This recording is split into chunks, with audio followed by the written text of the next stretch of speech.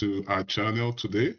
I'm so excited to be able to walk you through this series. We will be starting with session on this series, which is welcoming to end-to-end data project using AWS. Just stay glued, stay followed, and you will be excited that you're able to join this. All right. Okay, so let's let the fun begin. I'm so excited to be able to walk you through the interesting facts. All right. Question: what weighs more, all the data in the world or a baby elephant? Any idea? All right. Believe it or not, digital data has physical weight, but it's tiny. Scientists estimate all the world's digital data might weigh just a few grams, far less than even a peanut, let alone a baby elephant. So you can see that all the data are still very, very tiny. All right. Now, second question, fun fact. Okay. How long would it take to download the entire internet? All right. Estimates say the web holds over 64 zettabytes. Even at blazing 1 gigabyte per second speed, it will take over 20 million years to download everything. Think about that for a minute. All right. So that means we have a lot of data. All right. We have a lot of data. Okay, let's keep going. Another fun fact. What's the fastest growing thing in the world? All right. It's data. It's growing faster than anything else. More than 2.5 quintillion bytes are created every day. Think about that. Wow. That's like streaming 90 million HD movies daily. Wow. Data is everywhere. Now, let's get back to work. What is this end-to-end series all about? So we are building a modern cloud native data pipeline. We want to take data from just the raw form into S3 and then have some insight in Power BI. So it's very end-to-end. In this class, we'll be using very simple demo, but if you understand that perfectly, you can build on it. All right. Also, who is it ideal for? It's ideal for business, dashboard, ML pipelines, or data lakes. All right. That is what it's about. Now, why does it matter? Now, when you're able to build this platform, it can be scalable, cost efficient, and secure, right? So that is why we want to learn this stuff. It also helps to automate the ingestion, transformation, and analytics, all right? That's why it matters. It supports real-time and batch use cases, all right? Now, in this short demo, what are the AWS? We are going to be focusing on AWS Cloud. Now, what are the AWS services we will be using? The first one, starting from your top left, S3. What does it do? It's a block service, and it basically stores raw data like CSV, JSON, Paco file, logs, and the list goes, both structured and unstructured data. Now, if you go to your top right, you see Glue Data Catalog. Now, that's a central metadata registry for structured query, all right? And then what that means is that the data lives in S3, then you have a metadata built on top of it, and then with that, you can be able to create, query your data. But we'll get into that. You'll see that in action in this demo. Now, Glue is a serverless ETL for transformation and job orchestration. So, Glue Data Catalog is a component of Glue. Right? We won't dive into Glue, but in this our series, we might be able to go into Glue properly. Redshift, all right? Redshift is a data warehouse for fast SQL analytics. So it has a lot of benefit, but this is just a simple demo. We won't dive into details about Redshift. Now, IAM, which is your identity access management. It helps you to secure access, control access services. What does that mean? It simply means that you will be able to manage who get access to your resources, manage who get access to the platform, manage which application is able to access your data or your resources. So this is where all that happens. Then you have the VPC, Virtual Private Cloud, which basically helps you to isolate network and connectivity. So for example, if I don't want something to be available on all IP address, on the internet, then I would have to configure my private cloud to make sure that that is achieved, right? So this is what the VPC, and we're going to talk about that in this class. Now, CloudFormation, you guys just wait to the end. Don't watch halfway. Wait till the end. You will see some interesting stuff with CloudFormation, where we can automate infrastructure such as S3, Redshift, Glue. you can basically set up the stack and then it orchestrates all the resources for you. Just wait to the end. You're going to see something interesting, all right? Power BI, it's a lot of you might have used it before, but really Power BI is a business intelligence dashboard, and you can connect to it now. There's a connector that moves to Amazon Redshift. Also, we can use ODBC. All right, so these are the services we'll be using from AWS, and I'm excited to dive into the demo. But before I go into the demo, let me just quickly walk you through the architecture for today. So things we're going to do in a very, very layman, simple language is that we're going to upload to S3. We're going to register a schema. We're going to query and transform using Glue or Athena. We're going to load our data into Redshift, and then we're going to visualize the data in Power BI. And this is what the architectural high-level data flow diagram look like. Now, on your right, let me quickly walk you through it. And after this, guess what? We'll be diving straight into our demo for today, which I'm excited about. All right, I hope you guys are excited as I am. Just follow closely. Now, if you look at this drawing, look at the data source, you can see we are basically pulling the data from a computer, and we're just going to be using a CSV file. Nothing so crazy, but I tell you what, if you understand this perfectly, you can expand that to APIs, you can expand that to connectivity to another SQL data warehouse. You can include and expand so many connectors at this part, where you have the local computer here. All right, so then from there, we're going to upload into S3, and from S3, we're going to create a schema in data catalog. Don't forget, it's just going to save a metadata. So we're going to externalize the data that we have in S3 in data catalog, and through here, we can use Athena to query our data. We cannot query our data in S3, but we can use Athena to query our data. And afterwards, interesting, okay, stated, afterwards, you can then also provision the data in Redshift, which is interesting. And what happens here? Business users, BI analysts, and a whole lot of the organization can then access the data in Redshift. And guess what? Because of the power of Redshift, multiple people can run multiple because it has parallel processing and it has so many advantages. So you can basically, and they can access this data on different other tools like dbeaver, and other tools like that you can use to access your data.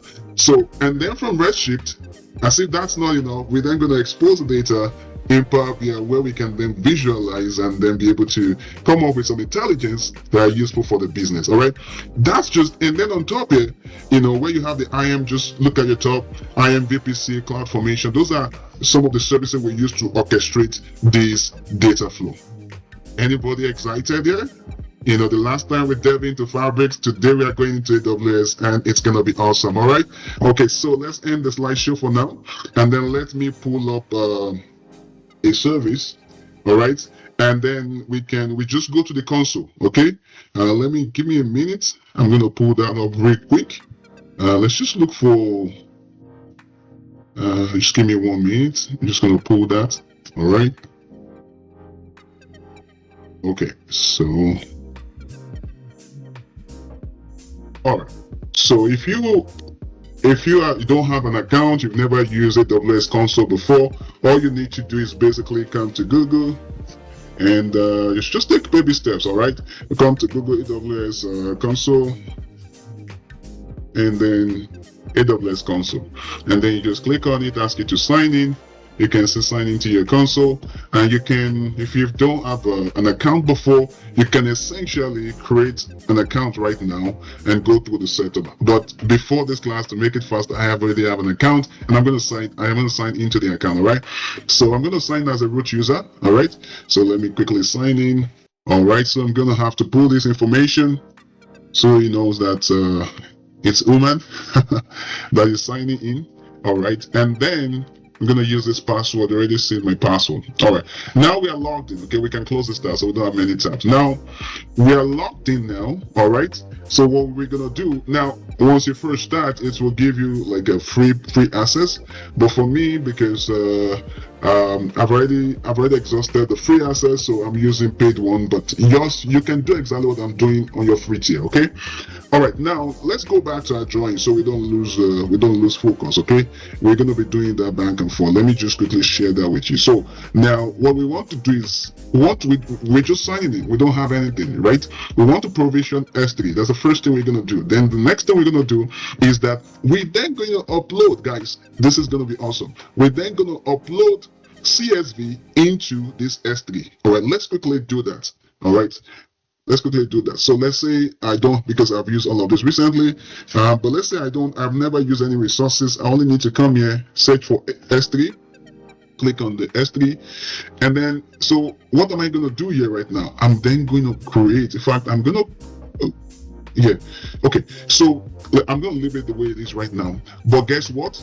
I am going to create a new bucket for this class. All right, we're going to create from scratch. So we're going to create a new bucket. It's going to ask us general purpose. What do we want to call it? Let's call it end-to-end AWS demo. All right, something meaningful. Okay, let's keep going. Obviously, this is not it's not sensitive data, so we can allow public to access, and we don't need to version it. So we just go with the default, let's go with the default. Then we create our bucket. Okay, now where is our bucket? You can see this is our bucket. All right, so we've created nothing so far, but good thing is that then we can then start building our resources. Now remember, we need to upload. Before we upload, we need to have some structure in place. Okay, let's say we create a folder and we call it dev. Okay, we create a folder, we call it dev, and we create another folder, and then we call it customer. Right, we call it customer. Just follow me closely.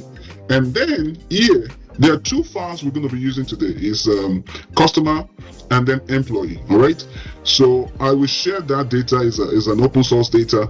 I will share that data with us, and then we can use that data to be able to follow along. Okay.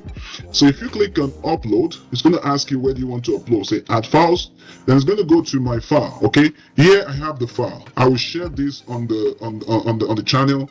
You guys can download this file and then follow accordingly. Okay. So I click on customer and I click open. Okay. Then it's obviously get the file and then upload it. Okay, it's telling me that's completely uploaded, which is good. We can close it. Now we see our file. Okay, now we're gonna go back here and then we create another folder and we call this one employee. Okay, we call it employee. All right, and then we're gonna upload employee as well. All right, so let's upload employee data. Okay, beautiful. This is awesome. All right, now we have uploaded that. Wow. So now we have two data sets, right? One customer, one employee. The thing here is that they're just in a storage format. I need to be able to query. What if I have a lot of tables, right? That I need to be able to connect to one another. I cannot do that there, right? So let's go back to our drawing. Let's go back to our architecture diagram.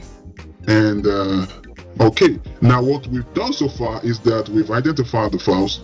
We have uploaded into S3, and then we cannot query right now. So the first thing we're going to do, we're going to try and create the schema here, and then associate the schema to this table, to this file, so that in Athena is directly connected to this glue. Athena can then help us. We can then have access to some server that we can use SQL to query. All right, let's do that. Now, before we do that, I realize that I have not shown you what these files look like. So let me quickly show you that, what those files look like. So it's not, so you can kind of follow along as we go about this. All right, so let me open what customer look like. Let's open that in Excel. I'm just opening it on the other screen. So I'm going to share that with you. So this is what the file look like, just basic file, customer information essential, okay, about 1,000 record, okay. So this is what it looks like. You can see we already have a column header. It's going to be our column header. Then we have the values, okay. That's what customer data look like, okay. Let's look at employee data. All right. Now, this is what employee data look like. Again, similar setup. We already have the column names, and then we have the values. All right. Now that we see what the data look like, and we already created the buckets, we created the folders, and we have the files in there. Let's move on. Let's move on. Let's go to, first of all, let's go to Glue, so we can create that schema. And the data, sorry, we create the database first, and then we'll go ahead and create the schema. All right, so we go to Glue right now. All right, now I have a database. All right, but don't worry about that. In yours, you may not have anything here, but that's okay. As you follow along, you'll be able to replicate exactly what I'm doing. All right, so if you click on Add Database, okay, Add Database, okay, then you just give it a name. For us, we can call it end-to-end. Let's use end-to-end. Let's use the same naming convention, AWS demo. We just put DB, so we know it's a database. Okay, we create a database. Right, beautiful. You can see we have the database here. Now we're gonna then go to Athena. All right, we go to Athena. All right, now you can see we have Athena here. Now, okay, so I have done some work here, but don't worry about that. What I want you to focus on is the fact that I'm going to share some query with us, some code with us later on. But now that we're in Athena, you can see on your left hand here, you'll see data, you see the data source, catalog, and whatnot. What you want to use is that it's going to be under this AWS data catalog, and you don't need to worry about this catalog. Just go to database. You should see our new database. You can see our new database, right? That's what you need to do. See our new database, right? Now that we have our database, we see there are no tables here, no views here. Okay, so how do we get table back here? How do we associate a table, create a schema here that is being associated to that S3 files that we uploaded? Okay, so I have some code here. I already have it here. So we're going to use this one. I'm going to copy this code. Again, I'm going to share it in the platform. Copy this. Let's try that again. Copy, Control C. Okay, beautiful. Now you see that the database name is not the same. We're going to update this. So we're going to say E2. Okay, beautiful. We already have it here. So E2 end-to-end AWS demo_db.customer. That means we want to create a schema for customer, and we already have this template, so we're just going to run this. Okay. Now, when you want to run, the first time you want to run in Athena is going to ask you for a source, S3 source for your query. So just create a folder and use that folder as a source. It's fine, and then you should be able to run exactly what I'm running. All right. So when you run this, okay, you see, oh, it's asking me no location for specified, so we need to attach a location to it. So we can run this separately. So let's do that together. All right. So we're going to copy everything here, and then we're going to paste it right here. Then we already updated. I think we don't need this bracket. We already, so just look at the command. If you have not used to writing code, just follow exactly. It should be easy to follow. And so what's going to happen now is I just follow the code. There's really nothing to do here. Separator character. This is CSV file, so it's comma separated. Code character. This is backslash. And escape character double backslash. So just follow it like that. I wouldn't explain too much because this is not a coding class. All right. And then it's stored as a test file. That's fine. Then we look at the location, right? If you look at this location, it's not the same with the file that we have right now. So we're going to create another tab. So let's duplicate this tab, and then let's just reference back to the S3, because that's really what we're trying to do. We're trying to associate the file we uploaded to that Athena so that we can query. Okay. So we are dealing with customers. So let's go to customer. All right. Let's click on customer. All right. So if you look at here, you just click on it. All right. And then one thing you notice there is that this is not specifying the file. It's just the folder part up to where we have the file. The reason for this is that in that folder, you could have different days of data. So you could have like 5 days, and each of them will be the same format but different data. So you can have the data for Monday, Tuesday, Wednesday. Now, just referencing these parts will be able to ingest all of those data for all the days, except if you want specific folder not to be uploaded, then you will specify it in the code. All right, so that's just to tell you the importance of just having it as a folder. All right, so now I just copy and pasted that the paths. So I just remove the file name, and let's run this. It should work. Let's try. All right, beautiful. You can see automatically the schema was created, as well as the external table was also created. Now let's preview our data to make sure it's working. Beautiful, beautiful. Isn't this great? Guys, this is awesome. This is awesome. Okay, let's keep going. Why not let's adapt this for our employee. I have that employee somewhere, so let me pull that for you in my other screen. Okay, so let's pull that employee. Okay, yeah, I have this somewhere. Beautiful. Okay, so I'll copy that for you. We're done with this one. Paste, boom. Like that's just it. So let's change the database name. All right, beautiful, beautiful. Okay, then we just know this is going to be employee, so we just change also to employee, because it's the same part, right? We just have folder. So in this folder, we know we have employee and customer, and so we just change to employee. So everything looks okay to me, and we're just going to run that, and we should have a second table created. Beautiful, beautiful. Now with these, what happens is that other users that really want to run queries, join and whatnot, perform some analysis, they can start working from here. All right. So now we have been able to externalize table with Athena, all right, from S3. This is great. This is awesome, guys. Hopefully you're enjoying it as I enjoy teaching it. Subscribe, leave a comment, use the like button, and stay tuned for our next session. Thanks, and we'll see you soon.